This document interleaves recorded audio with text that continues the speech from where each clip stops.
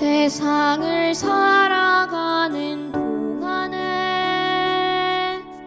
나의 힘을 의지할 수 없으니 기도하고 낙심하지 말 것은 주께서 참 소망이 되심이라.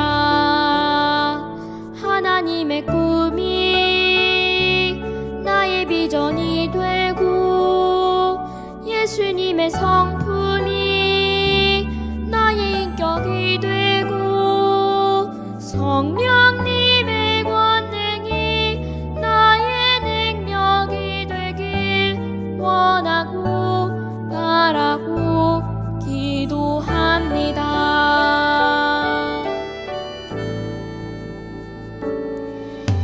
주의 길을 걸어가는 동안에 세상의 것 의지할 수 없으니 감사하고 낙심하지 말 것은 주께서 참 기쁨이 되심이라.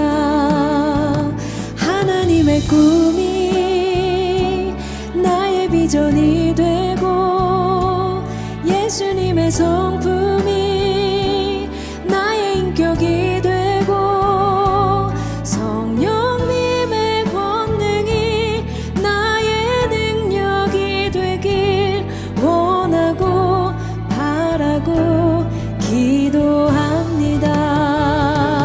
하나님의 꿈이 나의 비전이 되고 예수님의 성품이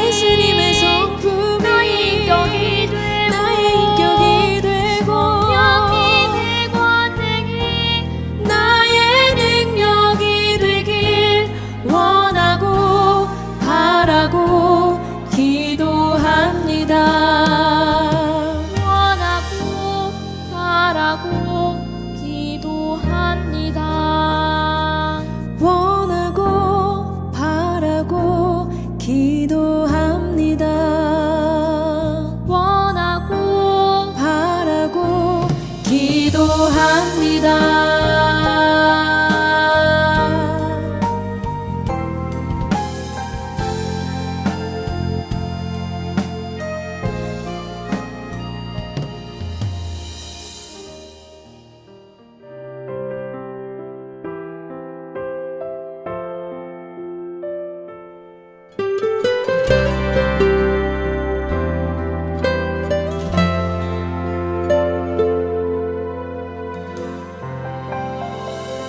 내 모습 이대로 사랑하시네.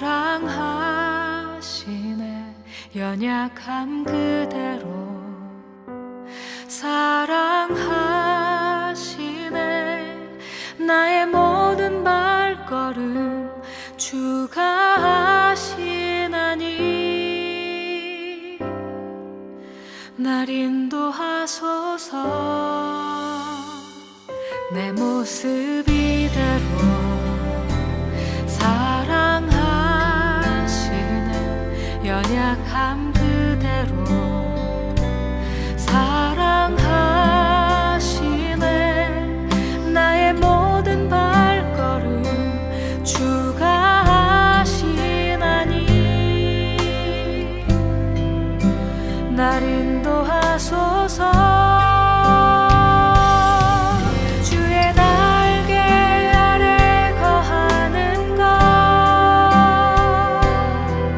주의 임재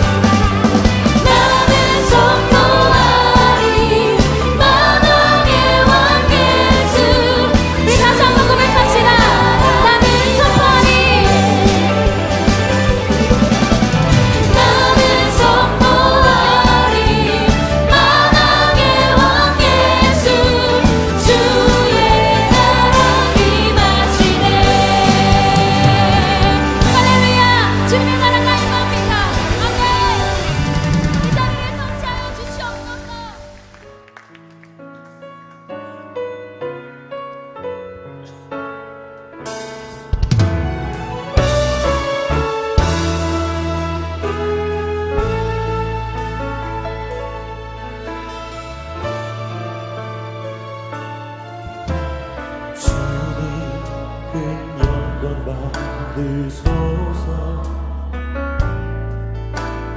홀로 찬양 받으소서. 모든 이름 위에 뛰어난 그 이름, 온 땅과 하늘이 다 찬양해. 겸손하게 우리 무릎 꿇고 주 이름 앞에 영광 돌리세. 모두 전하세 독생 예수. 주님께 찬양 드리니 모든 영광과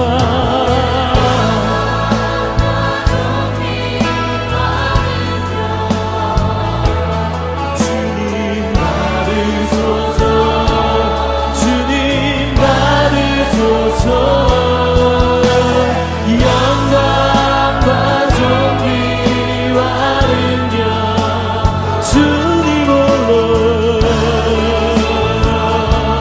주님 받으소서. 그리스도 살아계신 하나님. 주님 큰 영광 받으소서. 주님 큰 영광 받으소서. 홀로 찬양 받으소서. 모든 이름 위에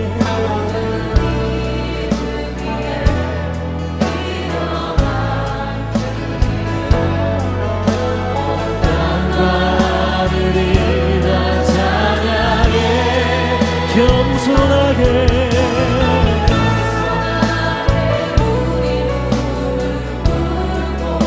주 이름 앞에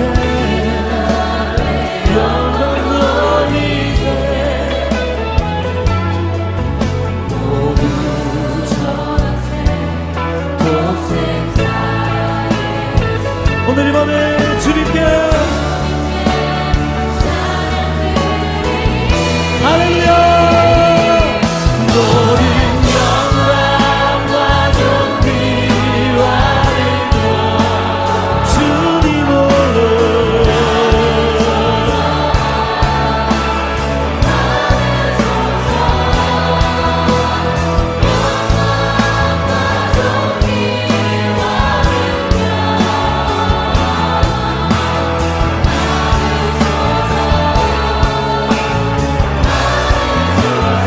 영광과 존귀와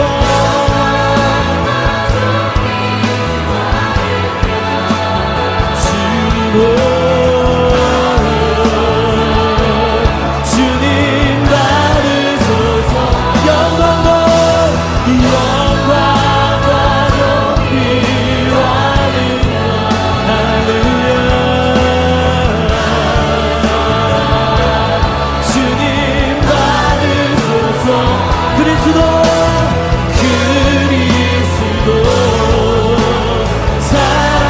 살아계신 하나. 우리 마지막으로 영광과 존귀와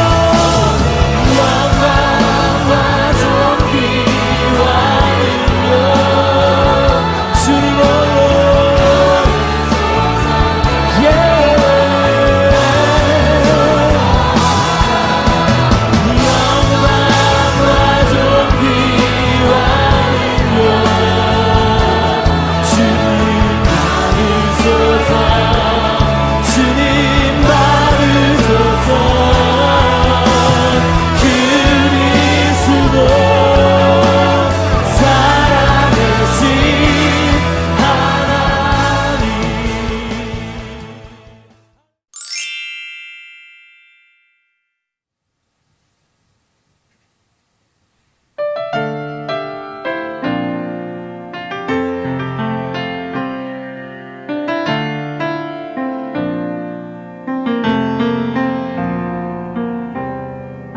주님과 같이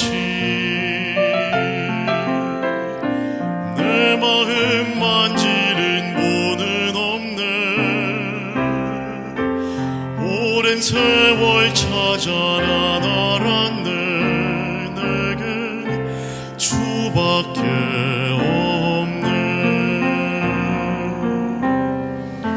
주님과 같이 내 마음 만지는 분은 없네 오랜 세월 찾아난 알았네 내겐 주밖에 없네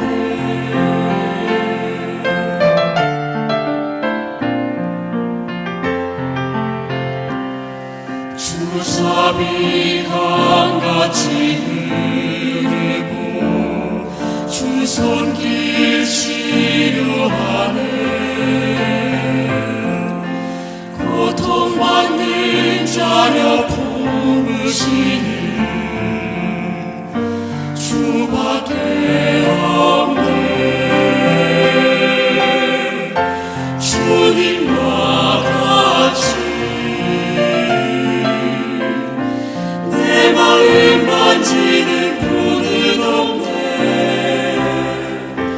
오랜 세월 찾아난 알았네 내게 주밖에 없네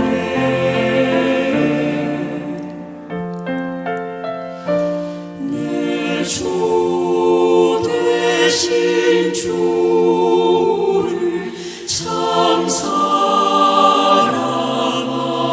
사랑하고 곧 그에게 죄를 다 보하리라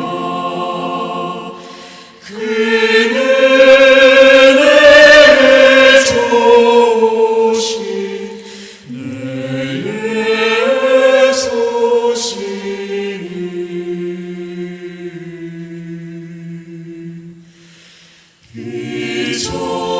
이전보다 더욱 사랑합니다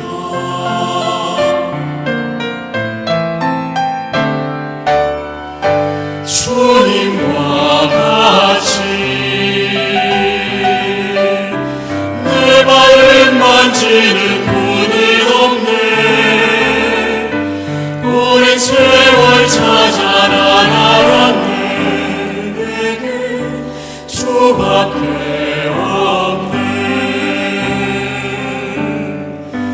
오랜 세월 찾아난 알았네 내게 주밖에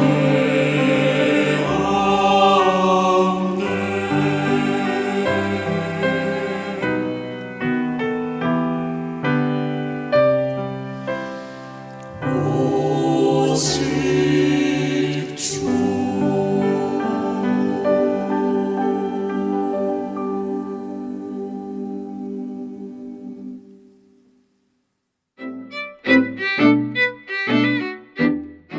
온 우주 만물을 만드신 창조주 하나님, 그 놀라우신 능력을 찬양합니다.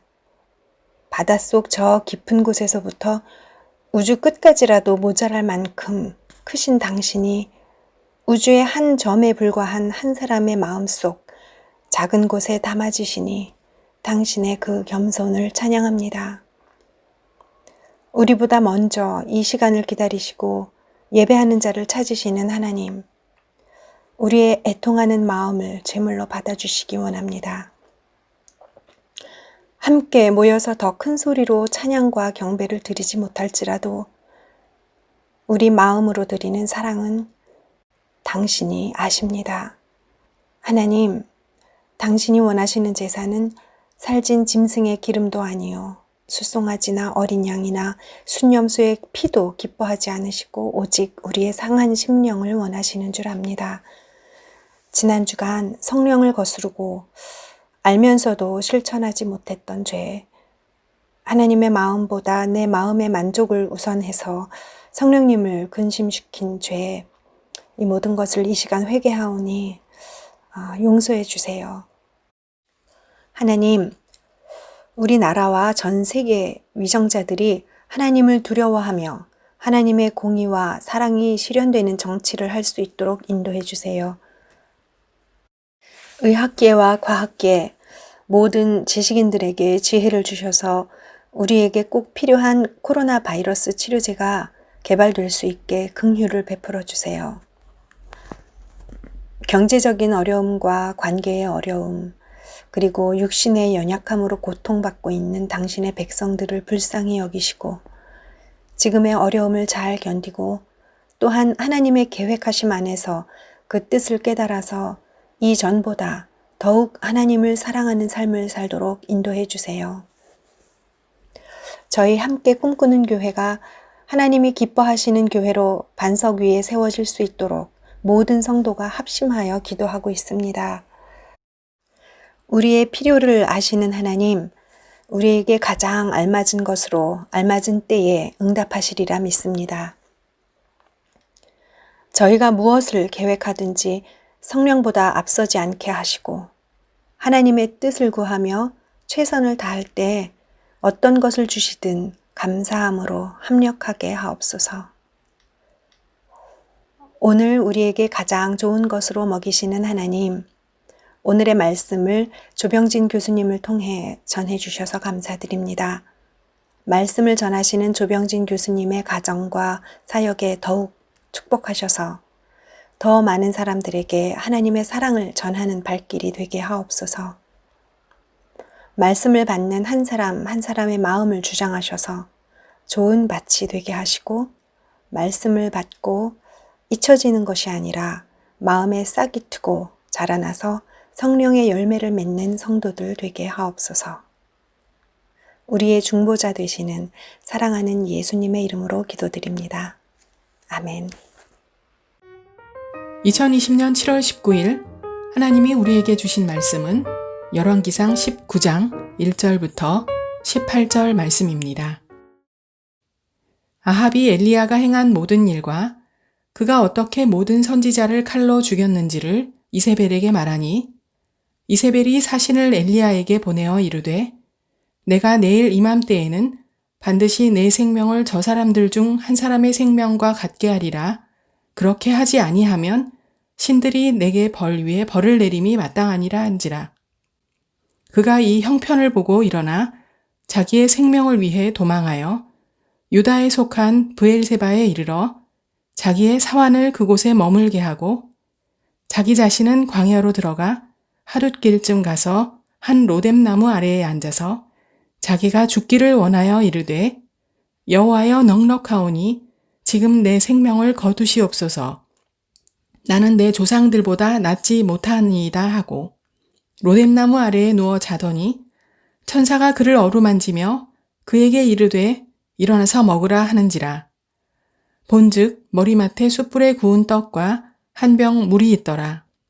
이에 먹고 마시고 다시 누웠더니 여호와의 천사가 또다시 와서 어루만지며 이르되 일어나 먹으라. 내가 갈 길을 다 가지 못할까 하노라 하는지라. 이에 일어나 먹고 마시고 그 음식물의 힘을 의지하여 40주 40야를 가서 하나님의 산 호렙에 이르니라. 엘리야가 그곳 굴에 들어가 거기서 머물더니 여호와의 말씀이 그에게 임하여 이르시되 엘리야야 내가 어찌하여 여기 있느냐? 그가 대답하되 내가 만군의 하나님 여호와께 열심히 유별하오니 이는 이스라엘 자손이 주의 언약을 버리고 주의 제단을 헐며 칼로 주의 선지자들을 죽였음이오며 오직 나만 남았거늘 그들이 내 생명을 찾아 빼앗으려 하나이다. 여호와께서 이르시되 너는 나가서 여호와 앞에서 산에 서라 하시더니 여호와께서 지나가시는데 여호와 앞에 크고 강한 바람이 산을 가르고 바위를 부수나 바람 가운데에 여호와께서 계시지 아니하며 바람 후에도 지진이 있으나 지진 가운데에도 여호와께서 계시지 아니하며 또 지진 후에 불이 있으나 불 가운데에도 여호와께서 계시지 아니하더니 불 후에 세미한 소리가 있는지라.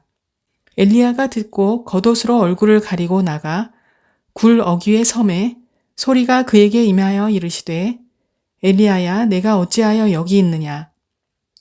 그가 대답하되 내가 만군의 하나님 여호와께 열심히 유별하오니 이는 이스라엘 자손이 주의 언약을 버리고 주의 제단을 헐며 칼로 주의 선지자들을 죽였음이오며 오직 나만 남았거늘 그들이 내 생명을 찾아 빼앗으려 하나이다.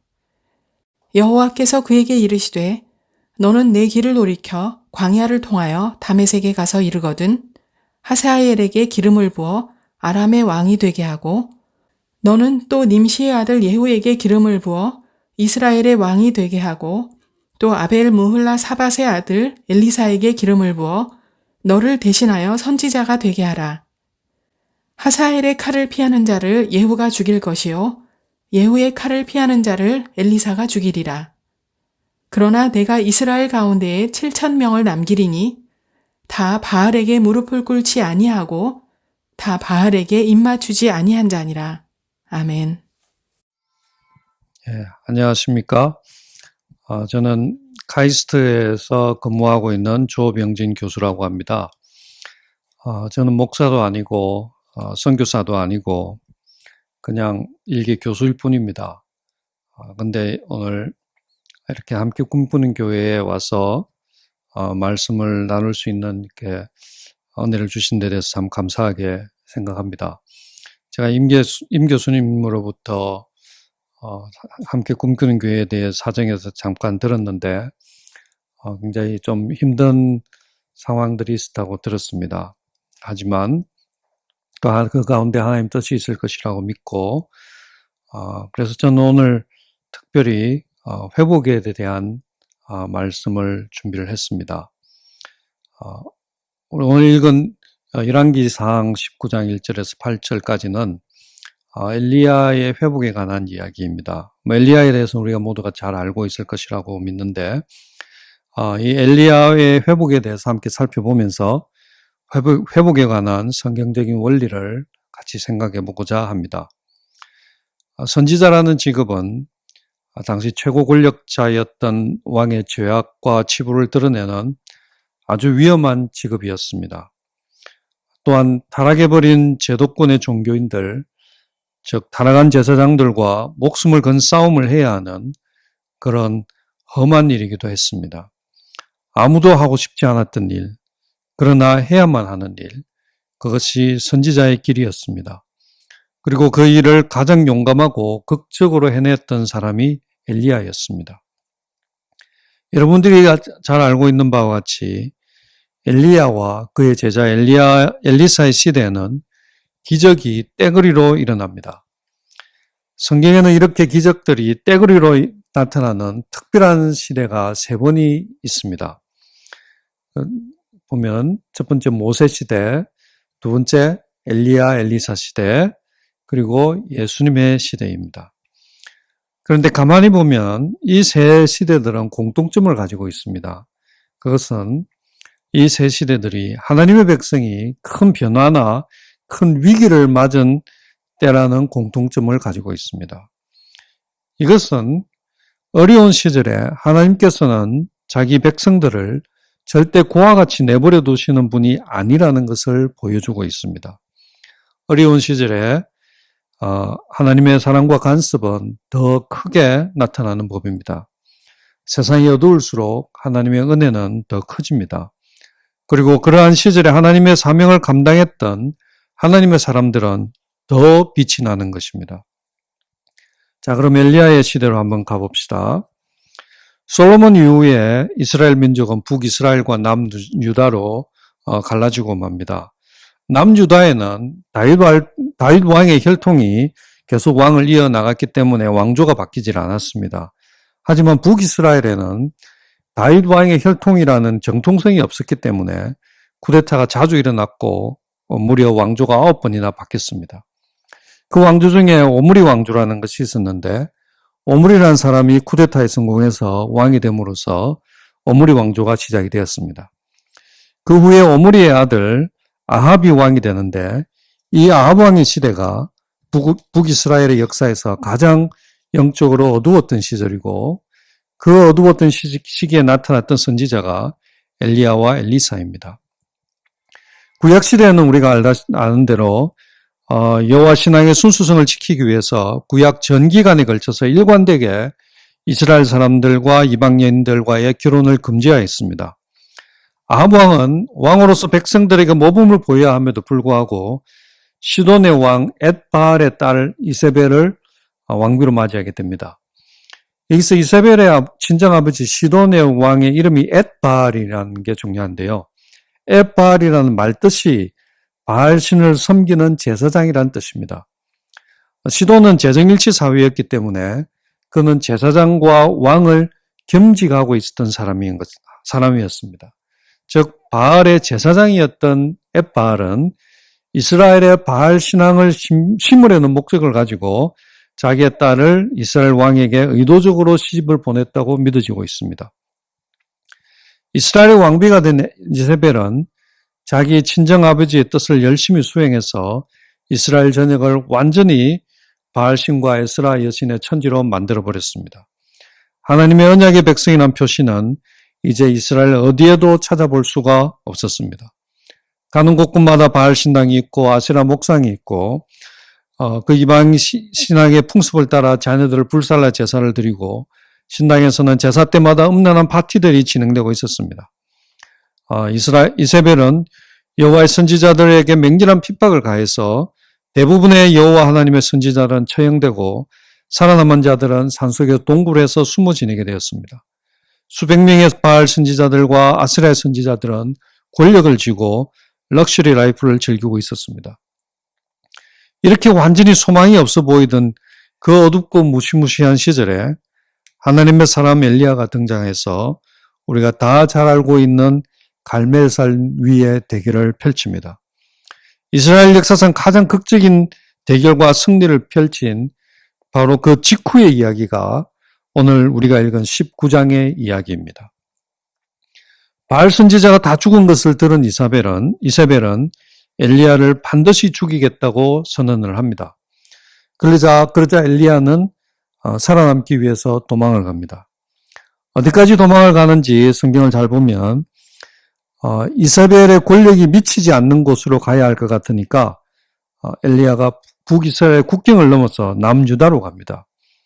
그런데 남유다 중에서도 가장 아래쪽인 남쪽 국경 지방까지 브엘세바까지 도망을 갑니다. 그것을 보면 엘리야가 상당히 많이 심하게 급에 질려 있었던 것 같습니다. 불과 하루 전에 바알 선지자 450명을 혼자서 상대했던 그 이적과 능력의 종의 모습은 찾아볼 수 없는 엘리야가 되어버렸습니다. 굉장히 아이러니한 이야기죠. 이스라엘 백성들이 이 뉴스를 들었다면 그 놀라운 능력의 사람, 하나님의 사람 엘리야가 어떻게 그럴 수 있을까 하는 그런 황당한 반응을 보였을 것입니다. 그러나 이런 사실은 우리에게는 얼마나 큰 위로가 되는지 모릅니다. 엘리야가 가졌던 능력과 힘도 오직 하나님께로부터 온 것일 뿐이지 그 사람 자체는 아무것도 아니라는 것을 여실히 보여주고 있는 것입니다. 브엘세바에 도착해서는 엘리야는 자기의 사환을 거기에 머무르라고 하고 자신은 혼자서 광야로 하루 길을 더 갑니다. 아무와도 같이 있고 싶지 않고 그저 혼자만 있고 싶었던 그의 모습에서 우리는 그가 극도의 무력감과 허탈에 사로잡혀 있었다는 것을 볼 수 있습니다. 우리가 신앙생활을 하다 보면 때로는 많이 지치기도 합니다.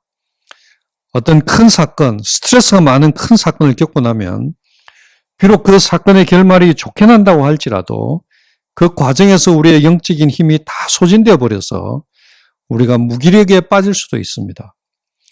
그러나 우리가 그런 영적인 지침에 빠지는 것은 죄도 아니고 우리의 믿음이 약해서도 아닙니다. 그것은 그냥 자연스러운 것입니다. 그럴 때는 하나님께 투정을 좀 부려도 괜찮다고 저는 생각합니다. 주님, 제가 너무 힘듭니다. 저는 이제 그만하고 싶습니다. 여기에서의 엘리야처럼 말입니다. 엘리야는 그래서 광야에 홀로 들어가서는 로뎀 나무 아래에 가서 앉아서 하나님께 죽여달라고 말을 합니다. 그런데 잘 생각해 보면 이 말은 앞뒤가 맞지 않습니다. 살기 위해서 수백 킬로를 도망쳐온 사람이 하나님 앞에 가서는 죽여달라고 막 이렇게 하지 않습니까? 말이 앞뒤가 안 맞는 것입니다. 죽고 싶었으면 거기까지 도망쳐 올 이유가 없지 않습니까? 그래서 이것은 진짜 죽고 싶다는 뜻이 아니라 엘리야가 하나님 앞에서 투정을 부리고 있음을 알 수 있습니다. 그 죽고 싶다는 이유를 한번 보시지요. 4절에 보면은 나는 내 조상들보다 낫지 못하나이다 라고 말하고 있습니다. 저기 엘리야가 자신을 못난 놈으로 자조적인 표현을 자조하는 표현을 하나님 앞에 하고 있는 것입니다.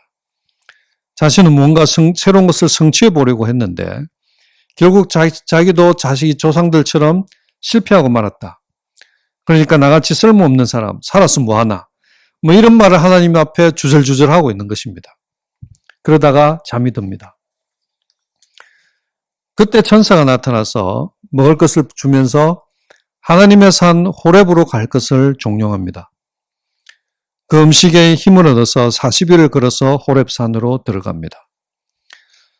모세가 40일 금식 기도를 하면서 10계명을 받았던 그 장소, 그 호렙산을 향하여 엘리야가 40일을 걸어갑니다. 구약에서 40이라는 숫자는 중요한 상징적인 의미를 가지고 있습니다. 한 시대의 마감이기도 하고 새로운 상황의 전개를 암시하기도 합니다.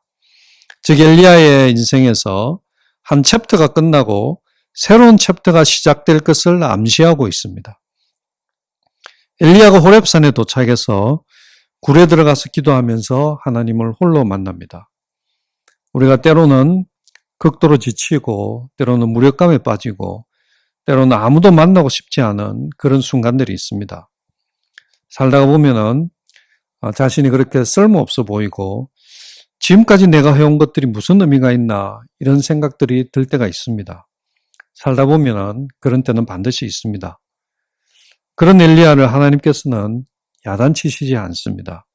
대신에 그를 회복시켜 주십니다. 하나님께서 어떻게 엘리야를 회복시키는지를 이제 함께 보겠습니다. 하나님께서 엘리야에게 질문을 하십니다. 엘리야야, 네가 어찌하여 여기 있느냐? 많은 성경 구절에는 이 구절이 What are you doing here? 네가 여기서 뭐하고 있느냐라고 번역이 되어 있습니다. 제 생각에는 이것이 좀 더 원문에 가까운 번역인 것 같습니다. 하나님께서 엘리야가 거기 왜 있는지 몰랐을 물었겠습니까? 아니겠지요. 엘리야에게 네가 누구이며 뭐하는 사람인가?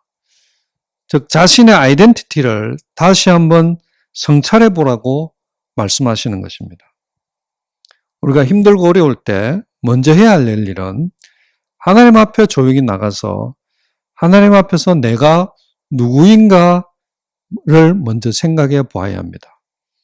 저희 예를 들면은 세상에서 정의된 나 자신, 즉 조병진은 카이스트 전작과 교수이며 반도체 연구하는 사람이며 잘생겼으며 뭐 등등 이런 세상의 아이덴티티 말고 하나님 앞에서 나는 누구인가? 하나님께서 나를 카이스트에 두신 이유가 무엇인가? 등등 하나님 앞에서의 나의 사명과 아이덴티티를 곰곰이 생각해보고 또 그렇게 생각하는 것이 나의 회복에 굉장히 도움이 됩니다. 그리고 엘리야가 그 생각을 하는 것을 돕기 위해서 하나님께서 친히 영화 같은 장면을 보여주십니다. 하나님께서 지나가시는데 산이 갈라지고 바위가 부서지는 엄청난 회오리 바람이 불었습니다. 그런데 그 가운데 하나님께서 계시지 않았습니다. 지진이 막 일어났는데도 그 가운데에서 하나님께서는 계시지 않았습니다. 그 후에 불이 일어났는데 그 불 가운데서도 하나님께서는 계시지 않았습니다. 그런데 그 불 후에 세미한 음성이 있었습니다. 그 세미한 음성 가운데 엘리야는 하나님께서 계신 것을 보게 됩니다. 그 세미한 음성 중에서 하나님께서는 엘리야에게 다시 한번 물었습니다. What are you doing here? 네가 여기서 뭐하고 있느냐? 엘리야는 마침내 이 세미한 음성을 통해서 하나님께로부터 말씀을 받고 하나님 앞에서 회복을 시작하게 됩니다. 엘리야는 어떤 큰 일을 해야 자신이 의미가 있는 사람이라고 생각을 하고 있었던 것 같습니다. 엄청난 스케일의 종교적인 기적을 행해야 자신이 하나님의 종으로서 존재의 의미가 있지, 그렇지 않으면 살아서 뭐하나 하는 생각을 하고 있었던 것 같습니다. 엘리야의 그런 마음을 잘 알고 계시던 하나님께서는 회오리 바람과 지진, 불 같은 일반적으로 사람들이 생각하는 하나님의 현현이라고 믿고 있던 그런 초자연적인 현상이 아무것도 아니라는 것을 보여주십니다. 네가 행했던 그 큰 스케일의 기적에 연연하지 말라는 것입니다. 그런 외적인 것보다는 그의 내면에서 조용히 말씀하시는 하나님, 그 말씀 속에 엘리야의 회복의 비결이 있음을 가르쳐주고 있는 것입니다. 그리고 그 세미한 말씀을 통해서 엘리야의 영적 침체를 회복시켜주기 위한 3가지의 처방을 하나님께서 내려주십니다. 자, 지금부터 그 3가지의 처방을 우리가 함께 보겠습니다. 하나님께서 첫 번째로 주셨던 처방은 새로운 사명의 발견입니다. 15절을 같이 보십시다. 15절을 보면은 내 길을 돌이켜 광야를 통하여 다메섹에 가서 이르거든 하사엘에게 기름을 부어 아람의 왕이 되게 하고 너는 또 님시의 아들 예후에게 기름을 부어 이스라엘의 왕이 되게 하라고 말씀하십니다. 여기서 내 길을 돌이켜라는 말은 단순히 엘리야가 왔던 경로를 유턴해서 돌아가라는 말이 아닙니다. 왜냐하면 실제로 하나님께서 엘리야에게 가라고 하신 길은 그가 왔던 길이 아닌 새로운 길인 다메섹 방향으로 가는 길이기 때문입니다. 즉 실망과 낙담을 안고 왔던 길을 새로운 사명과 과제를 받아들고 돌아가게 됨을 말하고 있는 것입니다. 우리가 살면서 내 인생에 뭔가 할 일이 남아있다는 그런 의식을 우리가 갖는다면 그래서 낙담과 무의미를 극복하게 하는 아주 중요한 요소가 됩니다. 만약 하나님께서 엘리야에게 그래 그동안 너무 힘들었지, 수고 많았다, 이제 그만 시골에 가서 쉬어라 라고 했었다면 엘리야는 오히려 더 큰 무력감과 자기 연민에 빠지고 말았을지도 모릅니다. 내가 왕년에는 좀 한가닥 했는데 이제는 별로 쓸모없는 사람이 되었구나 라고 완전히 무너졌을지도 모릅니다. 그런데 하나님께서 엘리야에게 아직도 네가 할 일이 있다고, 내가 네게 주는 사명이 있다고, 네 인생에 죽기 전에 해야 할 일이 남아있다고 말씀하심으로써 그에게 인생을 새롭게 출발하게 하는 동력을 주신 것입니다. 두 번째 처방은 16절에 나와 있습니다.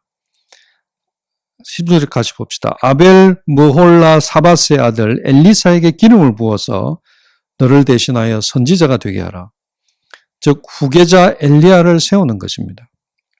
즉 다음 세대의 사람을 택하여 교육시키고 자신이 가지고 있는 영적 자선을 물려줘서 하나님의 일이 계속되게 하라는 것입니다.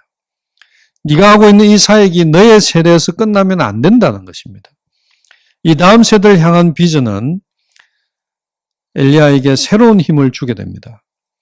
우리가 사람을 키우기 위해서 힘쓰고 그 결과 그 젊은 사람이 영적으로 자라나는 것을 보는 것, 우리 크리스찬들에게는 그것보다 인생에서 더 큰 보람을 느끼는 것은 별로 없습니다.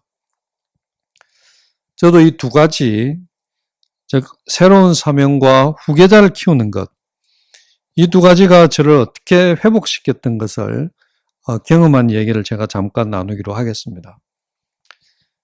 저는 3년 전에 뇌종양 수술을 했습니다. 그때 제 인생의 가장 큰 위기였습니다. 굉장히 큰 수술이었고 종양이 굉장히 커서 경동맥을 침범했고 또 이 시신경을 누르고 있고 또 두개골 일부를 먹어버린 상태였습니다. 그래서 의사가 이것은 너무 위치가 안 좋고 위험해서 한 번에 다 제거할 수 없고 1차로 일부 제거하고 나머지 남은 것들은 좀 몇 개월 뒤에 회복되고 나서 다시 감마 나이프라는 방사선 칼을 이용해서 한다고 들었습니다. 그리고 굉장히 위험한 수술이니까 주변을 잘 정리하고 오라고 했습니다. 그래서 많은 학생들이 제가 하고 있는 카이스트 인터내셔널 채플의 학생들이 열심히 기도를 했고 제가 수술을 받았습니다. 제가 수술을 받을 때 제가 이대로 주님 앞에 가도 괜찮다 뭐 이런 생각을 했습니다. 못 깨어나 보니 예수님 앞에라도 괜찮다 이런 생각을 했습니다. 제가 부족하지만 뭐 하나님을 섬기기 위해서 최선을 다한 삶을 살았다. 그러니까 예수님 앞에 가도 괜찮겠다. 이런 생각을 했었습니다. 근데 깨보니까 서울대병원 저희 중환자실이더라고요. 그리고 다행히 눈도 시력도 잃지 않고 잘 보였습니다. 그리고 참 기적적으로 하나님께서 은혜를 주셔서 수술을 한 번만 해도 되게 됐습니다. 그 뒤에 제가 이제 회복기를 가졌는데 그 회복하는 몇 달 동안 굉장히 몸이 힘들었습니다. 이게 뇌종양 수술이라는 게 감기처럼 걸렸다가 나오면은 몸이 원래대로 되고 이런 게 아니더라고요. 제가 지금도 매일 약을 먹지 않으면은 살 수 없는 사람입니다. 약에 의존해서 살고 있습니다. 제가 뇌종양 수술을 하고 나서 이제 나의 정상적인 사회생활은 이걸로 끝인가 보다. 이제 뭐 겨우 사는 삶을 살아야 되나 보다. 그렇게 생각을 했습니다. 근데 처음 수술 후에 몇 개월 동안은 그야말로 겨우 사는 삶을 했습니다. 사는 것 자체가 힘들어서 겨우 사는 삶을 살았는데 그로부터 한 6개월쯤 뒤에 제가 조금 나아지니까 이런 생각이 들었습니다. 제가 가지고 있는 이 영적 자산들을 내가 학생들에게 물려줘야 되겠다. 사실 제가 지도하는 KIC라고 하는데요. 카이스트 인터내셔널 채플. 약 100명의 학생들이 있습니다. 한국 학생도 있고 외국 학생도 있고 성경 공부를 많이 하는 그룹입니다. 같이 예배도 드리고 그렇게 합니다. 근데 제가 이 학생들에게 성경 공부를 그동안 참 많이 독하게 시켰는데 사도행전은 잘 안 했어요. 오랫동안. 왜냐하면 너무 어렵기도 하고 길고 그래서 주로 좀 쉬운 걸 위주로 많이 했는데 제가 이제 그 뇌종양 수술 후에 이런 생각이 들었습니다. 이것을 내가 학생들에게 가르쳐야 되겠다. 더 늦기 전에 가르쳐야 되겠다. 그래서 그해 가을 학기가 시작되면서 사도행전 교재를 제가 쓰기 시작했습니다. 그전에는 제가 교재를 쓰지 않았고요. 오래전에는 제가 썼었는데 카이스트 온 이후로는 제가 바빠서 교재를 직접 쓰지는 않았고 시중에 나와 있는 교재를 가지고 했는데 대체로 마음이 잘 안 들었습니다. 근데 사도행전은 제가 학생들에게 내가 더 늦기 전에 나의 영적 자산을 다 물려줘야 되겠다라는 생각에서 교재를 직접 매주 쓰기 시작했습니다. 그리고 매주 리더들을 데리고 성경 공부를 시작했습니다. 저희 KIC는 리더가 한 20명가량 있고요. 제가 리더들과 성경 공부를 하고 또 리더들이 주일날 자기 조원들을 데리고 성경 공부를 하는 그런 시스템으로 운영이 됩니다. 그래서 제가 리더들을 데리고 성경 공부를 했습니다. 그래서 성경 공부를 하면은 한 3시간씩 하기 때문에 제가 그 당시 몸이 다 회복되지 않은 상태에서 교재를 쓰고 성경 공부를 하고 이렇게 하고 나면은 그 다음날은 하루 종일 누워 있어야만 했습니다. 그렇게 사도행전을 1년 동안 제가 가르쳤습니다. 그러면서 제가 서서히 회복이 되어 갔습니다. 이 일은 저를 영적으로 회복시켰을 뿐만 아니라 육적으로도 회복시켜 주었습니다. 그래서 우리 KIC는 이 사도행전을 공부하면서 학생들이 자신의 미래의 비전에 대해서 깊은 마음에 깊이 새기게 되었습니다. 그래서 우리 KIC 공동체는 사도행전을 공부를 전후로 해서 KIC의 역사가 사도행전을 전후로 나뉠 만큼 크게 달라졌습니다. 그래서 제가 그 후로 지금까지 계속 매주 성경 공부를 교재를 쓰고 있습니다. 이 일은 저를 현재 지탱하는 힘이 되고 있습니다. 내가 아이들을 위하여 성경 공부 교재를 쓴다. 사도행전 책은 지금 출판이 되어 있습니다. 혹시 여러분들이 보고 싶으시면 알라딘이나 교보문고나 예스24에 조병진이라고 이름을 치면 나옵니다. 구입할 수 있습니다. 제가 왜 이 말씀을 드리냐면 우리가 완전히 영적으로 다운됐을 때 혹은 육적으로도 다운됐을 때 아무 힘이 없을 때 사람이 몸이 약해지면 정신도 약해지거든요. 그 상황에서 우리가 새로운 사명, 그 중에서도 후계자를 키우겠다는 사명은 이렇게 우리에게 새로운 힘을 주고 우리를 회복케 하는 힘이 있음을 제가 경험을 통해서 알게 되었습니다. 그 다음 세 번째 엘리야에게 내려진 하나님의 처방은 은혜의 재확인입니다. 엘리야는 여호와를 따른 자가 이스라엘에서 자기 혼자밖에 남지 않았다고 주장하고 있습니다. 하지만 하나님께서는 바알에게 무릎 꿇지 아니한 자를 7,000명을 남겨두었다고 말씀하시고 계십니다. 엘리야는 이 말씀에 무척 놀랐을 것입니다. 자기 혼자밖에 없다고 생각하고 있었는데 무려 7,000명이 있다는 것입니다. 이것은 참으로 놀라운 말씀이었습니다. 이스라엘이 완전히 바알 신앙의 소굴이 되어버렸고 여호와 하나님을 믿는 사람은 다 처형당하거나 체포되는 상황이고 온 세상이 타락한 것 같아 보이는데 그럼에도 불구하고 하나님께 대한 신앙의 정절을 지키는 사람이 7,000명이나 남아있다는 것입니다. 이 말씀은 하나님의 일은 하나님께서 알아서 하신다는 것을 강하게 내포하고 있습니다. 아무리 세상이 어두워 보여도 하나님께서 관심하는 곳이라면 하나님께서 알아서 하신다는 것입니다. 이 말씀은 엘리야의 영적인 교만을 여지없이 무너뜨리고 맙니다. 엘리야는 자기가 아니면 이 일을 할 사람이 없다고 생각하고 있었던 것 같습니다. 그래서 엘리야가 하나님께 특별히 자기 자신을 내세워도 된다고 생각하고 있었던 것 같습니다. 그렇지만 엘리야가 하나님의 사명을 받고 일하는 것은 하나님께서 엘리야에게 준 특별한 은혜일 뿐이라는 것을 이 말씀이 암시하고 있습니다. 그 7,000명 중에 다른 누구를 뽑아서 하나님의 일을 하게 할 수도 있었는데 그 중에 엘리야를 뽑은 것, 그 뽑아서 일을 시킨 것, 그것은 하나님께서 엘리야에게 준 특권이고 은혜이지 엘리야 외에 사람이 없어서 그런 것이 아니라는 것을 말씀하고 있는 것입니다. 엘리야가 잘나서 그런 것이 아니라는 것입니다. 저도 이 사실을 참 많이 느낍니다. 그리고 이 말씀이 제게 큰 은혜가 되었습니다. 현재 한국의 대학 사회는 영적으로 매우 어둡습니다. 카이스트는 그 중에서도 특히 더 어두운 것 같습니다. 그런 곳에서 제가 KIC라는 공동체를 만들어서 학생 사역을 하고 있지만 이것은 저 외에 사람이 없어서 그런 것은 아닐 것입니다. 하나님께서 제게 은혜를 주신 것이고 그런 일을 할 수 있는 특권을 주신 것 뿐입니다. 저 외에도 분명히 카이스트 학생들을 위해서 기도하면서 영적인 회복을 위해서 노력하는 교수님들이 있을 것입니다. 그럼에도 불구하고 제가 이 KIC 공동체를 만들어서 학생들과 함께 신앙생활을 하고 함께 기도하고 함께 찬양하고 전도하고 말씀을 가르치고 선포하는 것은 제게 주신 하나님의 은혜일 뿐이고 제게 주신 하나님의 특권일 뿐인 것입니다. 한국교회는 어둡습니다. 지금은 조금만 생각을 가지고 교회를 다니는 사람이면 그것을 다 인지하고 있습니다. 하지만 우리가 있는 곳이 아무리 영적으로 어둡다고 해도 우리가 절망할 이유는 없습니다.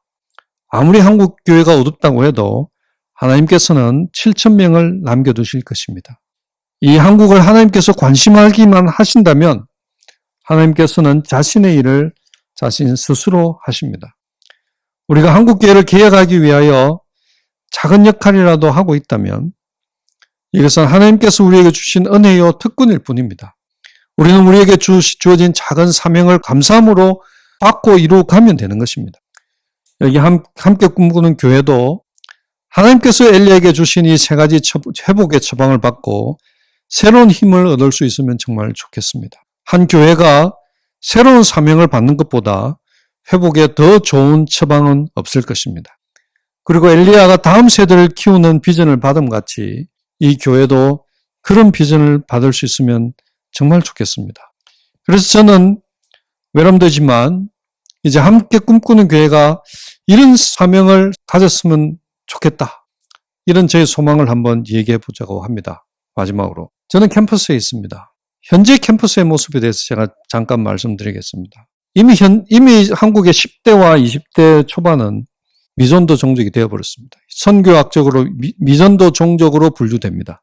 현재 10대는 이런 상황입니다. 저와 함께 KIC를 섬기고 있는 최승락 목사님, 고신대 신대원의 석좌 교수님이신데, 최승락 목사님의 조카가 중학교 2학년인데 학교에서 왕따를 받는다고 합니다. 그래서 왜 왕따를 당하는지 알아보니까 세 가지 이유가 있는데, 첫 번째 이유는 게임을 안 한다는 것과, 두 번째 이유는 욕을 안 한다는 것과, 세 번째 이유는 교회 다닌다는 것입니다. 그래서 현재 10대들은 교회 다니는 것이, 특히 열심히 다니는 것은 왕따의 조건이 되어버리고 말았습니다. 지금 10대 후반, 20대 후반과 초반은 또 다릅니다. 20대 후반과 30대 초반만 해도 또 다른 세대입니다. 근데 지금 현재 대학생, 20대 초반, 2000년 전으로 태어난 사람, 그리고 후반에 태어난 사람은 전혀 다른 상황입니다. 원래 대학교에는 선교단체들이 사실 캠퍼스 복음화에 큰 역할들을 지금까지 많이 해왔습니다.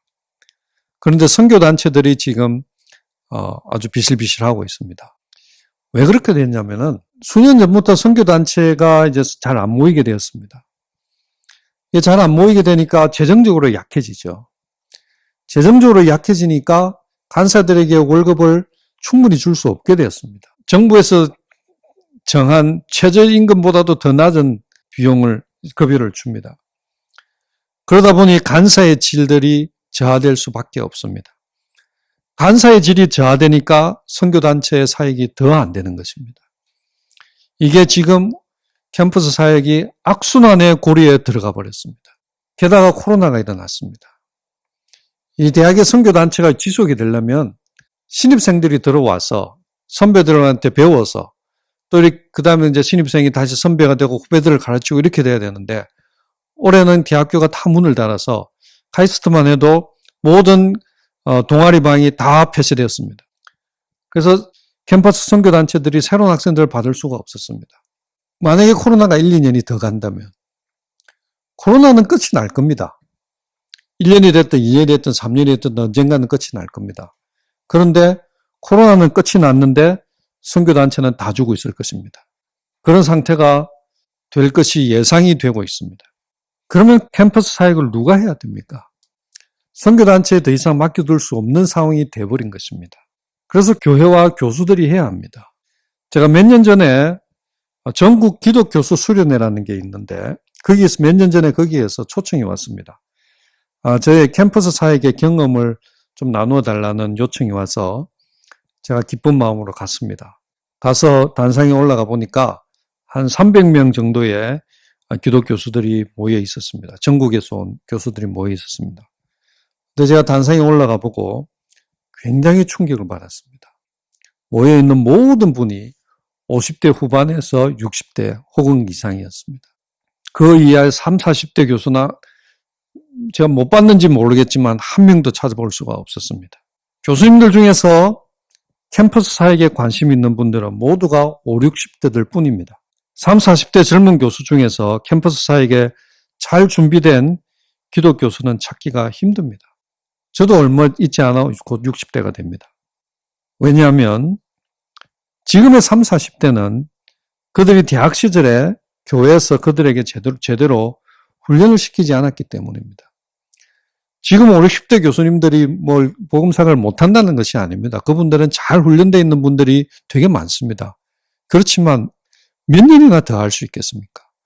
제가 지금 캠퍼스 사역을 열심히 하고 있지만 저도 얼마 남지 않았습니다. 그럼 그 이후에는 어떻게 할 것입니까?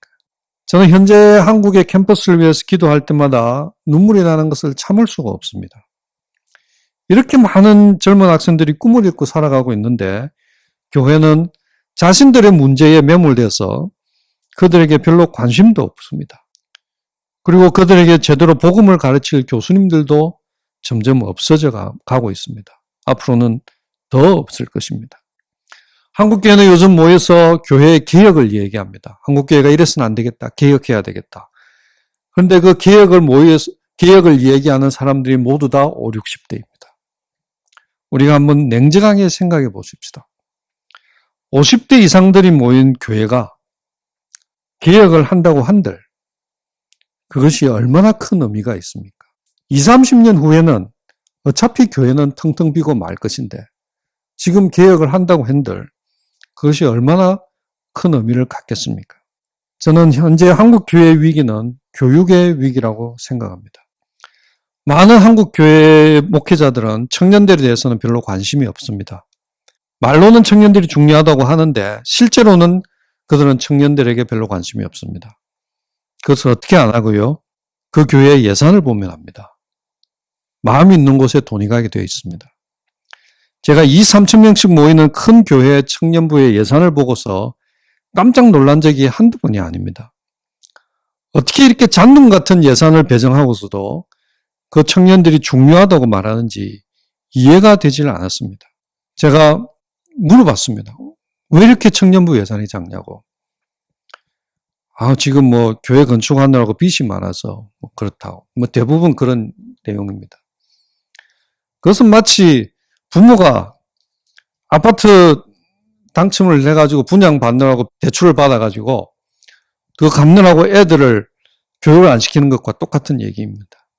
그럼 부모는 잘 살겠죠. 그럼 그 아들은 뭐가 됩니까? 그 부가 후대까지 내려가겠습니까? 왜 한국계 목회자들이 청년들에게 관심이 없는 줄 아십니까?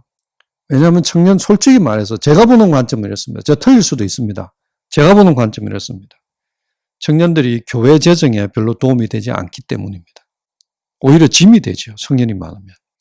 그러다 보니 교회에서 청년들은 그냥 방치되어 있거나 아니면 교회 운영을 위해서 여러 가지 일에 동원되면서 소모되고 있습니다. 교회에 열심히 있는 청년들은 성가대나 유년부 교사나 행사 준비 등등의 여러 일에 동원되고 그러면 그들은 자신들이 신앙생활을 잘하고 있다고 착각을 하게 됩니다. 또 그렇지 않은 청년들은 그냥 예배만 참석하고 교회에 큰 소속감이 없이 지내게 됩니다. 그런데 지나고 보면 교회 봉사를 열심히 한 청년이나 그냥 예배만 참석한 청년이나 별 차이가 없어집니다. 왜냐하면 둘 다 복음에 대해서 제대로 교육을 받지 못했기 때문입니다. 그래서 두 경우 모두 그들은 실제로는 세상적인 가치관을 살아가고 있을 뿐이고 약간의 어려움만 있어도 신앙이 흔들리게 될 뿐입니다. 그래서 교육은 때가 있습니다. 여러분 인도 같은 나라에서 어린이들이 돌을 깬다든지 하는 노동을 하는 사진을 본 적이 있을 것입니다. 이런 사진을 보면 우리 마음에 안타까운 마음이 들죠. 왜 그렇습니까?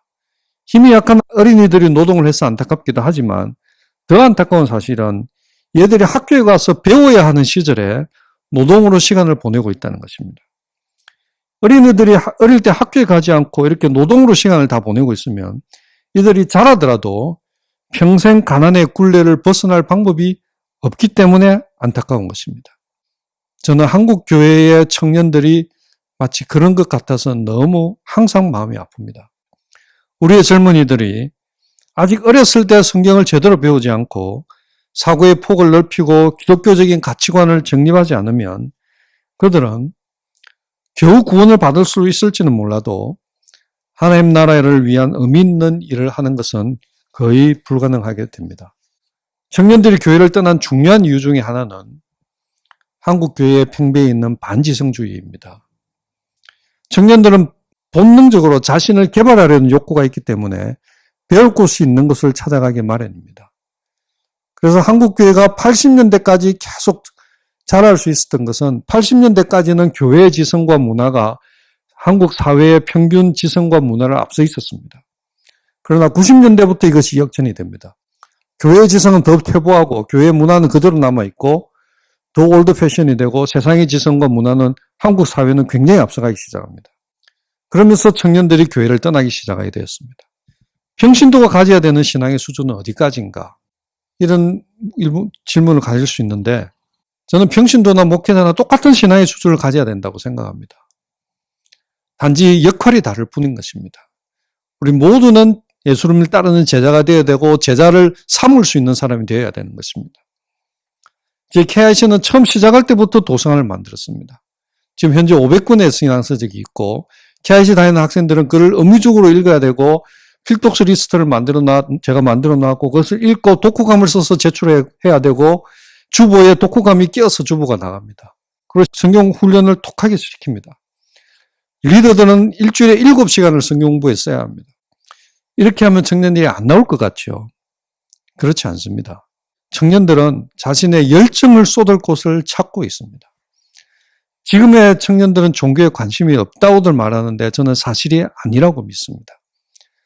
제가 캠퍼스에서 보면은 지금의 대학생들도 마음 아픈 애들 많고 외로운 애들 많고 진리를 찾고자 하는 애들이 굉장히 많습니다. 단지 그들이 교회 가기 싫을 뿐인 것입니다. 어떻게 그걸 알 수 있습니까? 신천지를 보세요. 청년들이 거기 나가 있지 않습니까? 교회 가기 싫은 것입니다. 신천지에서 자기의 정리를 쏟고 있는 것입니다. 저는 한국교회의 개혁을 젊은이들의 교육에서 찾으려고 합니다. 나라를 잃었던 일제시대의 선각자들은 독립을 위해서 젊은이들의 교육을 시켰습니다. 한국교회는 지금 한국교회가 가지고 있는 자산들을 총동원해서 교육에 투자해야 됩니다. 돈을 투자하지 않고 아이들에게 좋은 교육을 시키겠다는 것은 거짓말입니다. 좋은 교육에는 돈이 들게 되어 있습니다. 아낌없이 투자해야 됩니다. 저희 KIC는 어른들이 별로 없어서 돈이 없습니다. 학생이 대부분이고 어른들은 몇 명 없습니다. 굉장히 가난합니다. 그렇지만 교육에 돈을 아낌없이 붓고 있습니다. 제가 모시고 싶은 좋은 강사가 있으면 외국에서 제가 비행기표를 들여서라도 모셔와서 강연을 듣게 합니다. 돈을 투자해야 좋은 교육이 되기 때문에 된다는 것을 제가 알고 있기 때문입니다. 이미 한국교회는 50대 이상의 교회가 되어버렸습니다. 그리고 그러면은 이제 이 교회는 한국교회는 20년의 세월이 남았습니다. 한국교회를 살릴 마지막 20년의 기회가 남아 있습니다. 저를 포함해서 이 베이비붐 세대가 은퇴를 하고 더 이상 성금을 낼 수 없는 시점, 그리고 베이비붐 세대가 하나님 앞으로 간 시점, 그때까지가 한국교회가 남아있을 기회입니다. 한국교회를 살릴 마지막 20년의 기회입니다. 이 20년간 우리가 20, 30대 젊은이들에게 지금 우리 세대가 가진 영적 자산을 물려준다면 그들이 20년 뒤에 40, 50대가 되어서 한국교회를 다시 이끌어갈 것입니다.